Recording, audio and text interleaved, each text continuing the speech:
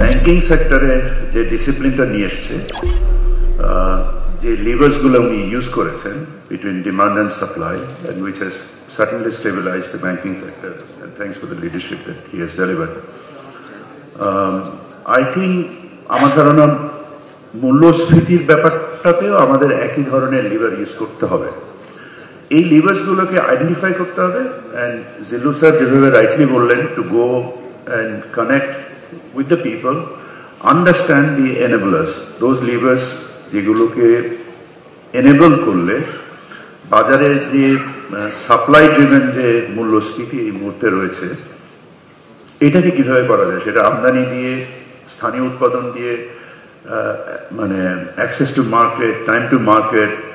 এই জিনিসগুলোকে এবং অন্যান্য যত নিয়ামক সমূহ আছে, এই নিয়ামক সমূহগুলোকে যদি আমরা অ্যাপ্রোপ্রিয়েটলি আইডেন্টিফাই করতে পারি, ইনশাআল্লাহ আমরা আশা করি যে